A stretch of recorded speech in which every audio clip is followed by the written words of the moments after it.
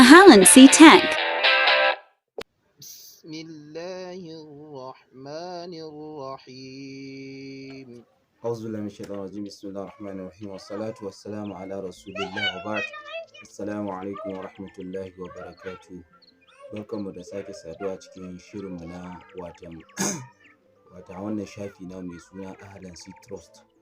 Kuma dama muna da shafi mai suna Ahalansi Trust, kuma muna da page mai suna hanyoyin samun kuɗi a sauƙaƙe, da kuma tashanmu mai suna Ahalansi Tech. Duka namu ne.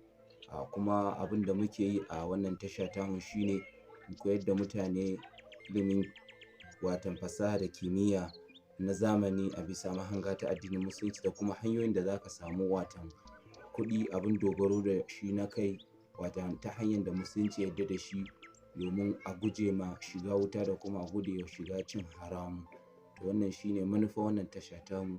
Saboda haka idan kana bibiyan mu a wannan feji namu, ka mana watan like da kuma following.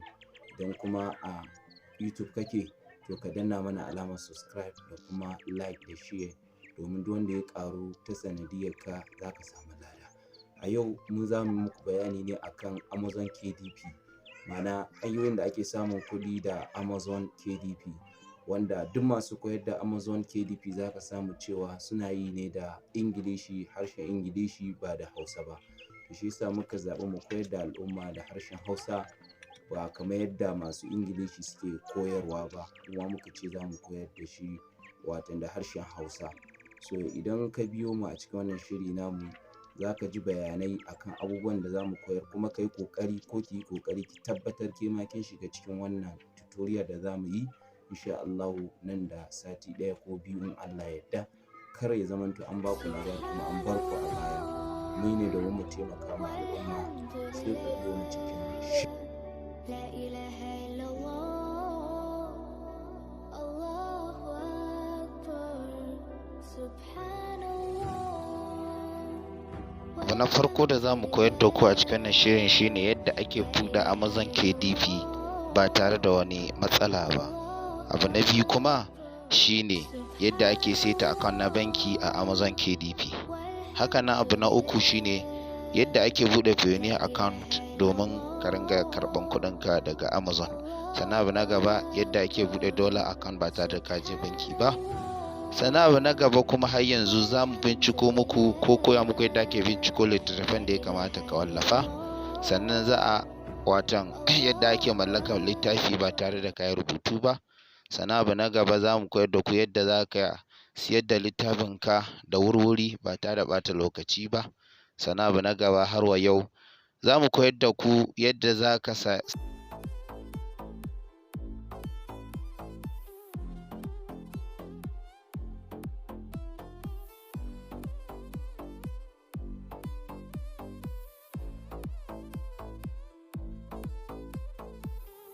har wa yau za mu koyar da ku yadda za ka samu lada da kuma abin dogaro da shi a cikin Amazon KDP. Sannan har wa yau za mu sanar da ku wani sirri na musamman na siyar da littafi a Amazon. Har wa yau za mu koyar da ku yadda ake tattauna da customer care domin samun categories da keywords. Har wa yau za mu sanar da ku manhajoji da kuma shafuffuka, wato website kenan, da apps da za su taimaka ma Amazon ɗinka wajen aiki da su. Har wa yau ba za mu bar ku ba, za mu koyar da ku wata littattafai 10 da za su kawo kuɗi a wannan ƙarshen shekara zuwa shekaran da za shiga. Sannan za mu koyar da ku yadda ake ɗaura littafi a Amazon KDP bayan an buɗe. Kuma za mu koyar da ku yadda za ka mallaki Canva Premium ɗinsa, da kuma yadda za ka mallaki watan Grammarly watan Premium ɗinsa, da yadda za ka mallaki watan SEMrush shi ma Premium ɗinsa, da yadda kuma za ka mallaki Quillboard shi ma duka Premium ɗinsu, da kuma amfanin su duka za mu sanar da ku a cikin wannan, duk akan abin da bai gaza 2000 ba insha Allah. Allah ya dafa mana. Assalamu alaikum. Wanda ya zo yanzu sai mana subscribe da kuma ya danna mana alamar karrawa da like.